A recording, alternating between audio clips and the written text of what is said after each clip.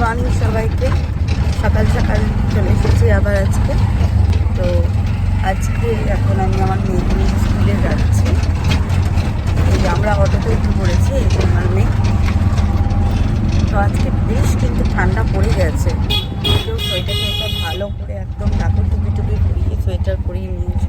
ওদের স্কুলের সোয়েটার আলাদা, আমি সেগুলো নিয়ে নিচ্ছি, কিন্তু ওগুলো তোমার একটুখানি রোদে দিয়ে তারপরে পরাবো। এখন ওগুলো পরাবো না, ওটা একটু রোদে দিয়ে পরিয়ে দেবো। লেগিংসটা শুধু পরিয়ে নিয়েছি, বাদ বাকিটা পরেনি। কিন্তু আজকে বেশ ঠান্ডা কিন্তু পড়েছে।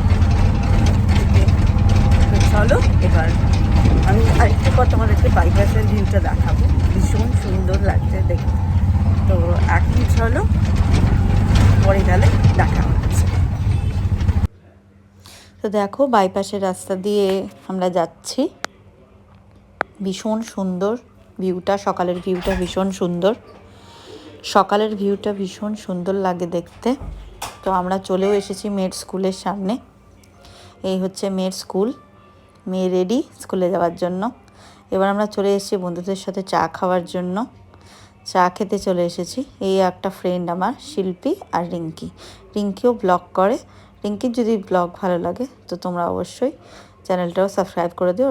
চ্যানেলের নাম রিঙ্কি ব্লগার্স। তো সকাল সকাল দেখো আমি কিছু খেয়ে আসি না দেখে আমি চাটা একটু খেয়ে নিয়েছি, বেশ ভালোই লাগে। আমি কদিন ধরেই দুধ চা খাচ্ছি, আগে খেতাম না, এখন আমি খাওয়া স্টার্ট করে দিয়েছি। তো আমি দেখো বাড়িতে চলে এসে স্নান করে নিয়েছি। স্নান করে আমি এখন নিচ থেকে ফুল নিয়ে আসব। নিচ থেকে আমি ফুলটা নিয়ে আসছি। তো আমি দেখো পুজো দিতে চলে এসেছি।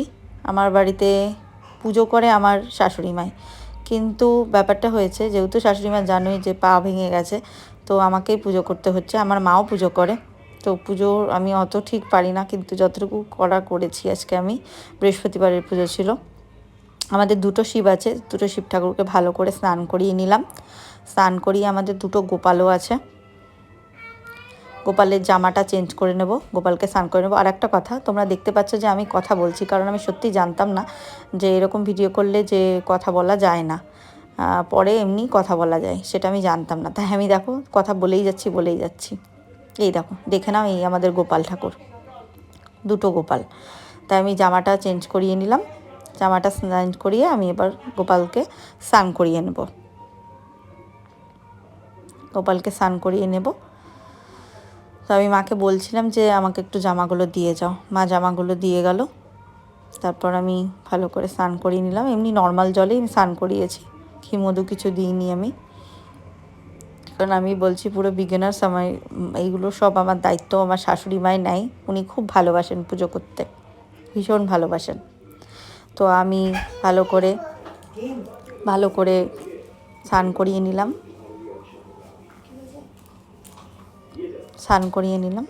তো স্নান করিয়ে নিলাম। জামাগুলো এবার আমি পরিয়ে দেবো।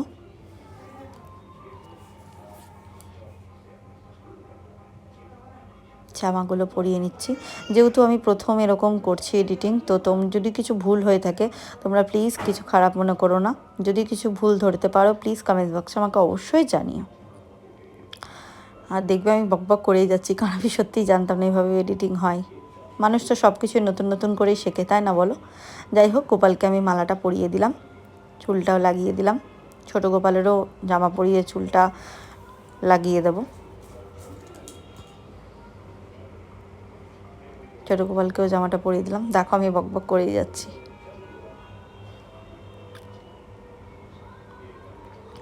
যাই হোক,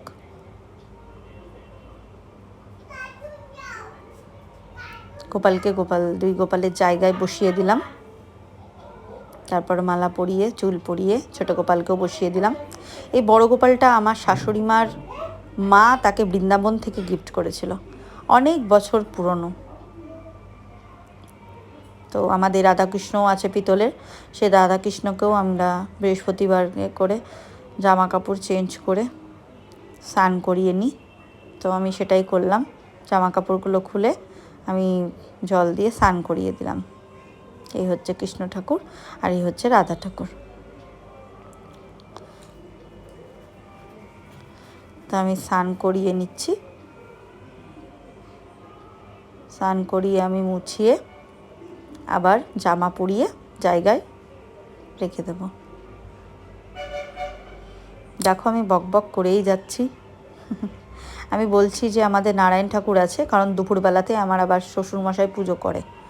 যেহেতু নারায়ণ তো মেয়েরা পুজো করতে পারবে না, সেজন্য আমি দুপুরবেলায় আমার প্রত্যেক দিনই আমার শ্বশুরমশাই পুজো করে, আর সকালে আমার শাশুড়ি মা করতেন।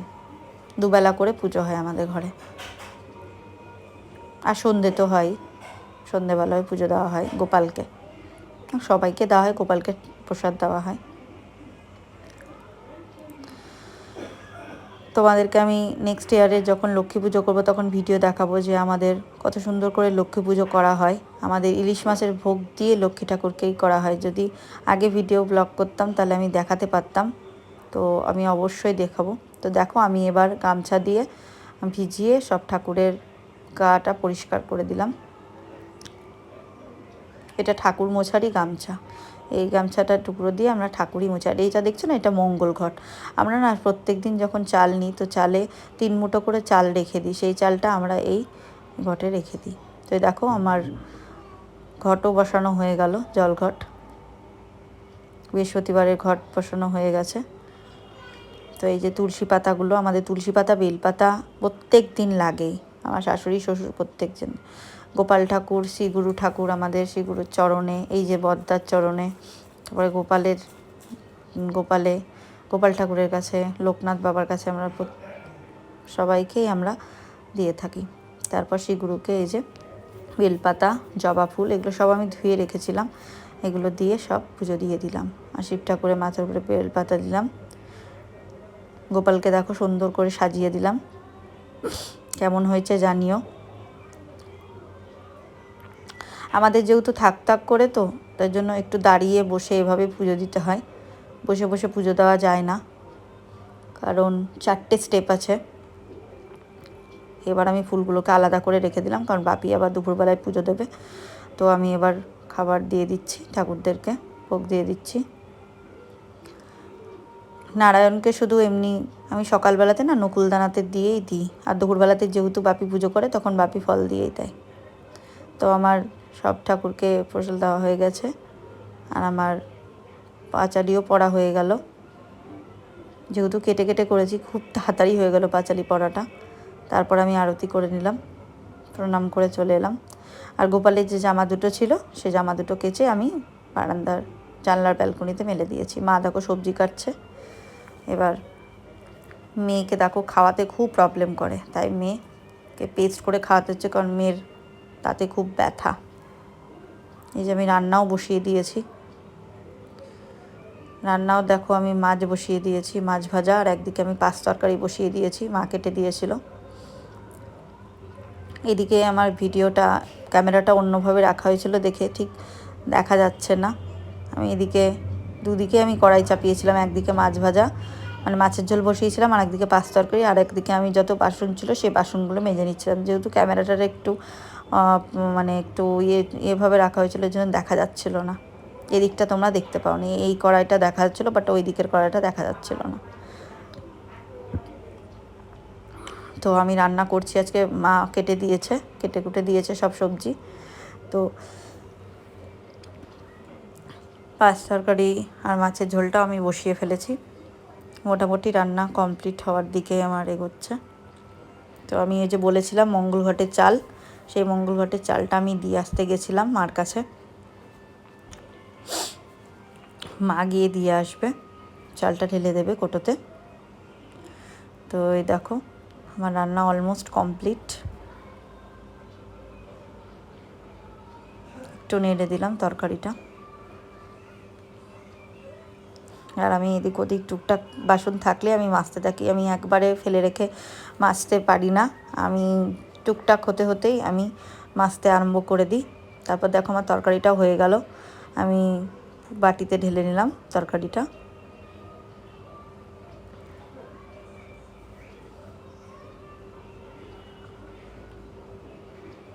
মাছের ঝোলও অলমোস্ট কমপ্লিট। মাছের ঝোলটাও আমি বাটিতে রেখেছি, আমার আর মায়ের এক জায়গাতে রেখেছি, আর মেয়ের এক জায়গাতে। আর আমার শ্বশুর মানে বাপির আর আমার হাজব্যান্ডেরটা আলাদা জায়গায়, 2 জায়গায় রেখেছি মাছটা।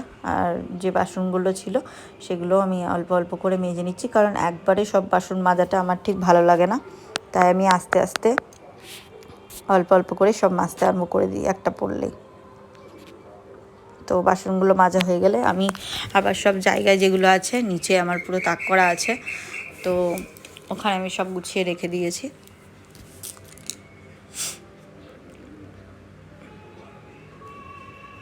তো তোমরা কিন্তু অবশ্যই আমার ভিডিওটা দেখবে, একটু সাবস্ক্রাইব করবে।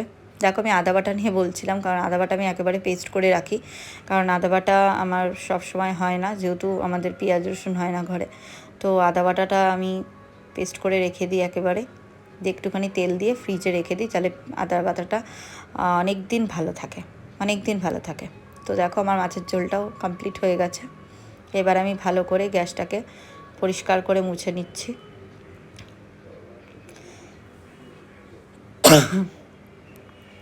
গ্যাসটা ভালো করে মুছে নিলাম। আমি ওই গামছা ছেঁড়া দিয়েই মুছি, এটাই আমাদের ট্র্যাডিশনাল বলতে পারো। প্রত্যেকটা বাঙালির ঘরে একটা করে গামছা ছেঁড়া থাকবেই, তো আমিও তাই করেছি। একটা আমার হাত মোছার জন্য ডাস্টার আছে, আর এই গামছা ছেঁড়াটা দিয়েই আমি এই মোছামুছিগুলো করি। তো আমার লাস্ট যে কড়াইটা ছিল মাছের ঝোলে, সেই কড়াইটাও আমি মেজে নিলাম। সেগুলো আমি সব কিছু গুছিয়ে আবার সব জায়গায় রেখে দিলাম।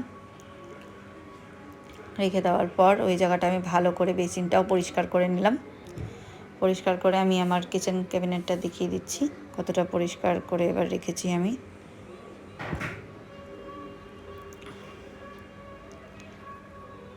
এই যে দেখো আমি আমার কিচেন পুরো একদম পরিষ্কার করে নিয়েছি। এই যে রান্না করেছি মাছের ঝোল, আর এই যে পাঁচ তরকারি, মাছ ভাজা মায়ের জন্য, আর করলা ভাজাও। আর এই যে শাশুড়িকে খাবার দিয়ে দেবো, ভাত, করলা ভাজা, মাছ ভাজা, পাঁচ তরকারি, মাছের ঝোল। এই যে শাশুড়িকে খেতেও দিয়ে দিলাম। মা খুব ভালোবাসে এই জিনিসগুলো, কিন্তু মা পা ব্যথা দেখে, পা ভাঙা, তো খুব অসুবিধা। তো দেখো আমি জামা কাপড়গুলো তোমাদের দাদা স্কুলে চলে যাওয়ার পর রোদে দিয়ে দিয়েছিল, মানে সামনে শীত চলে এসছে বাচ্চার। তো আমি আমার সনটায় সব জামা কাপড়গুলো ভাঁজ করে রেখে দিলাম, সব একটা একটা করে ভাঁজ করে রেখে দিয়েছি। এবার ওগুলো সব ঢুকিয়ে রেখে দেবে, কারণ আর আমি দেখো বকবক করেই যাচ্ছি, কারণ আমি সত্যিই জানতাম না এডিটিং করতে গেলে ভিডিও করে নিতে হয়, তারপরে তুমি সাউন্ডটা দিলেও হয়ে যায়, এটা আমি সত্যিই জানতাম না। তো আমি এই জন্য কথা বলেই গেছিলাম, তখন কথা বলেই ভিডিও করে যাচ্ছিলাম, সেই জন্যই ওরকম মনে হচ্ছে যে আমি কথা বলেই যাচ্ছি। তো যাই হোক আমিও চলে এসেছি, আমি আর মা এবার খেতে বসে পড়েছি, কারণ ও এখন অফিসেই ব্যস্ত, আর বাপিও একটু পুজো করছে। আমি বাপির পুজোটাও দেখাবো তোমাদেরকে। এই যে দেখো বাপি পুজো করছে, নারায়ণকে বলেছিলাম এই যে ফল দিয়ে, শশা আর মুসাম্বি লেবু দিয়ে বাপি পুজো দিয়েছে। তো আজকের মতো ভিডিও ঘুমিয়ে পড়েছে, আজকের মতো তাহলে টাটা, আবার তাহলে দেখা হচ্ছে কালকে সকাল থেকে। তো ভিডিওটা কিন্তু সাবস্ক্রাইব করতে ভুলো না, ভিডিওটা সাবস্ক্রাইব করে দিও, আর প্লিজ একটু লাইক কমেন্ট অবশ্যই করো। টাটা, সবাই সুস্থ থেকো, খুব ভালো থেকো।